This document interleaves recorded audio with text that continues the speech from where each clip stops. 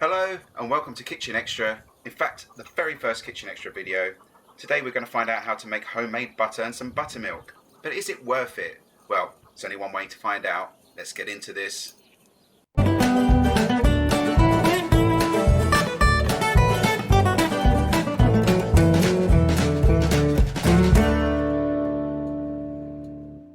So welcome back. Thank you for joining me. My name's Chris. As I mentioned before, this is my very first video. Let's be honest, it's probably not going to be amazing, but it's a start, and sometimes you've got to jump in at the deep end, so thank you for all the encouragement. Today, we're making butter and buttermilk. If that alone doesn't interest you, do not fear, as I will throw in some amazing butter facts for you too. Educational, right? Yeah, you bet. So let's get into this. What do you need to make lovely, creamy butter? Well, you just need double cream, cold double cream, 600 mils. You can pour that straight into a blender. In fact, I'll be clear right now, don't use a blender, use a food mixer. A blender's for smoothies, sauces, soups, things like that. The blade is really low, it doesn't really churn the butter.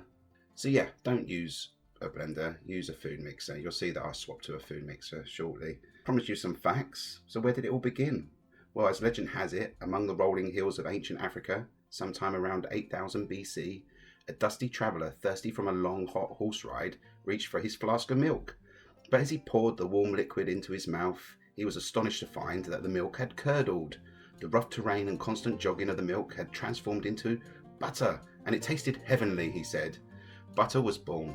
As you can see here, it's quite a creamy consistency still, and I'm transferring it to the food mixer. I'm going to give this another couple of minutes to really churn that butter and get it to how you want. This is what you're kind of looking for.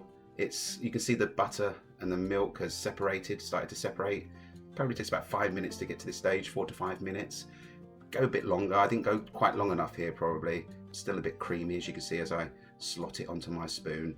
It's sticking to the spoon, but it's still quite soft. Stick that in the fridge for another hour. You've got really nice firm butter. This butter is so pure and clean. Nothing added, no salt. You can just put that straight into your baking, which is ideal.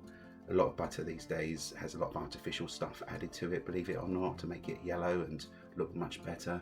Here I'm just sieving it now. The great thing about this, you get free buttermilk too, which is quite expensive in the shops. You can make American pancakes with it, marinate your chicken in it to then fry it to do some lovely fried chicken. So that's it really. A couple more facts for you.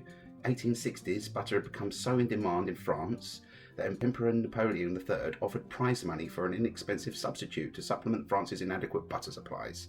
A French chemist claimed the prize with the invention of margarine in 1869. And India is the largest producer of butter, believe it or not, and ghee, a kind of clarified butter, is an important ingredient in Indian cuisine. And I'll leave you with this. Butter is unhealthy, right? Well, no. It might be healthier than you think. None of the artificial fats associated with the bad cholesterol you get in margarine. Butter has substantial amounts of vitamin A, which is great for your hair, eyes and skin, as well as minor amounts of calcium. So that's it really.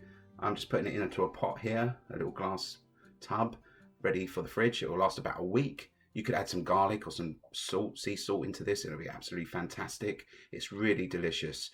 This spreads straight onto bread, no problem. Put it in the fridge, it does harden up, but it'll last about a week. You can freeze it, lasts about 3 months. So, a couple of quid, get some cream, get your food mixer out, and you've got lovely, fresh, homemade butter, nothing added. Thanks again for joining me. Bit of a rough video this one, but they will get better, I promise. Hope to see you again on Kitchen Extra.